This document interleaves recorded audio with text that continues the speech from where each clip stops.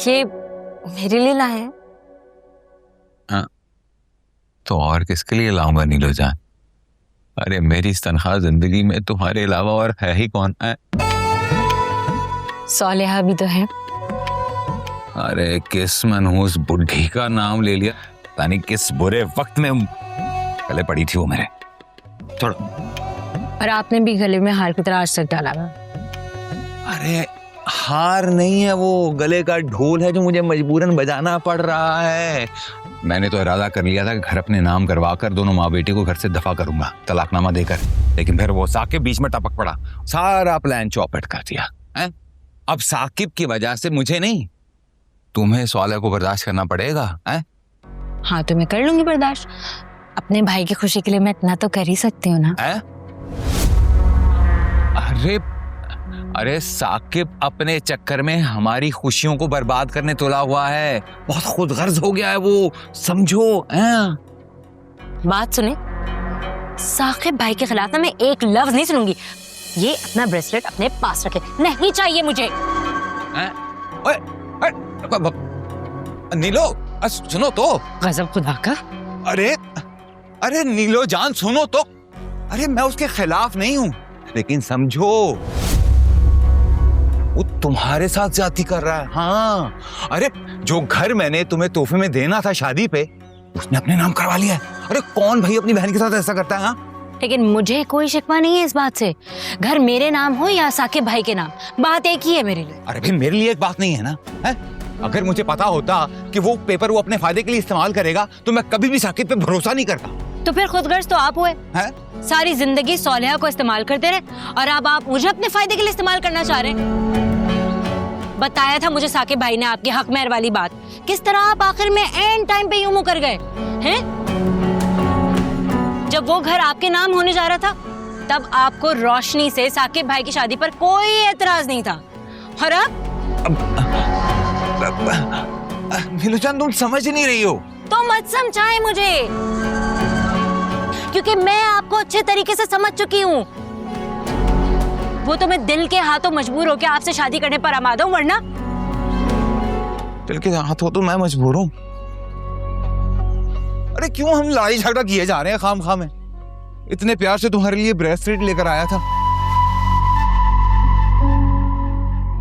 पहन के तो दिखाओ। मुझे नहीं पहनना, जाए, मुझे नहीं चाहिए। पहनो ना भाई, लो। अच्छा दिखाएं। अच्छा लैम्प खुद ही बना दे।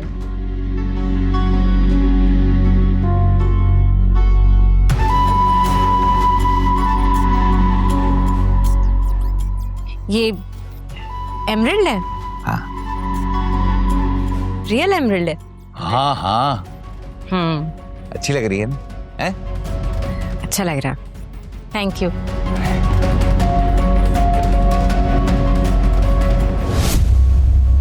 मैं आज बहुत खुश हूँ कि तुमने रोशनी से नरमी से तो बात की, तुम्हारी इंस्ट्रक्शंस को फॉलो किया। कम से कम उसकी कंफ्यूजन तो दूर हुई। वो यही समझ रही थी कि तुम शायद उसे पसंद नहीं करता। She is just an employ, मेरी पसंद नापसंद से कोई फर्क नहीं पड़ता। उसको चाहिए कि अपनी परफॉर्मेंस पे तवज्जो दे ताकि मुझे कोई शिकायत ना हो। परफॉर्मेंस ठीक है उसकी, इसके बावजूद कि हर बात को तुम इशू बना लेते हो। हर एम्प्लॉय का राइट होता है कि उसे रिस्पेक्ट दी जाए। तुम पर्सनल ग्रजेस क्यों निकालते हो? There is no personal grudge between us. तुम इतने बिटर क्यों? ऐसे ही हुआ। ऐसे तो नहीं थे, ये उसी लड़की की वजह से है ना, वो स्टूपिड।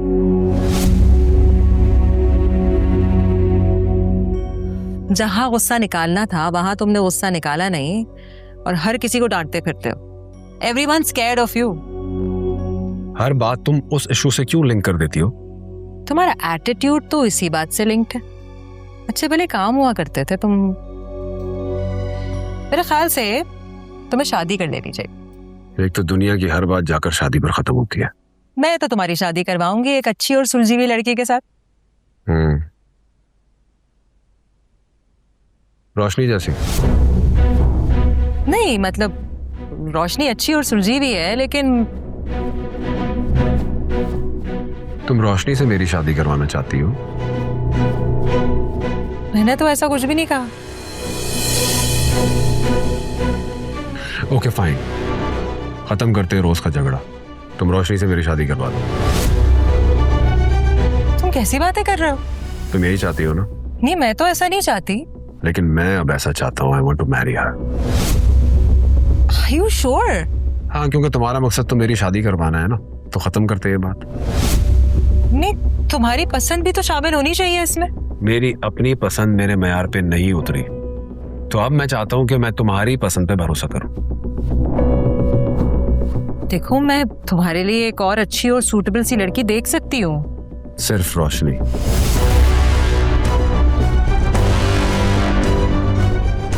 और अगर तुम्हें इस रिश्ते पर एतराज है ना, तो आइंदा शादी के टॉपिक पर मुझसे बात मत करना। वकार,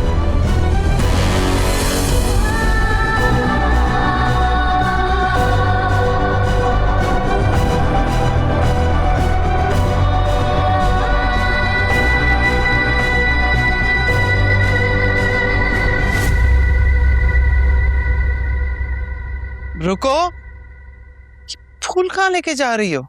कहीं नहीं, कचरे में फेंकते। क्यों? तुम्हें क्या तकलीफ दे रहे हैं? रखो इन्हें वापस। बासी हो चुके अम्मी, मुरझा गए। दिमाग खराब हो गया तुम्हारा? ये तुम्हें बासी नजर आ रहे हैं? इसके अलावा और कोई काम नहीं मिला तुम्हें करने के लिए? रखो।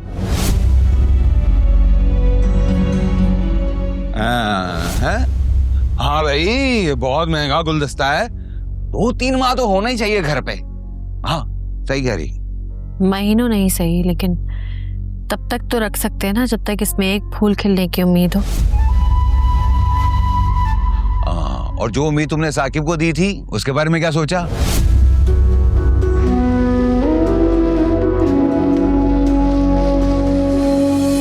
हैं? अरे पूछा इससे कि ये 30 लाख रुपए कैसे देगी उसको? हैं? घर बिकवाना है क्या? आग लगा दी है ना आपने। अब मैं कैसे बुझाऊंगी, ये मेरा कंसर्न है। आपका इस बात से क्या लेना देना? वैसे आप 30 लाख रुपए कैसे अरेंज करेंगी? कुछ ना कुछ तो करना पड़ेगा ना साहिब।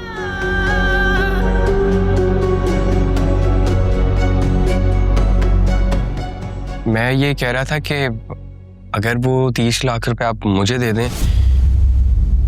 मेरा दोस्त भी इतने पैसे लगा के बाहर गया है, अब वो वहां पे स्टडी भी कर रहा है और जॉब भी कर रहा है। ये अच्छी बात बोली है, ये अच्छी बात है। साईं, मैं तुम्हें तुम्हारी पढ़ाई के पैसे नहीं दे सकती।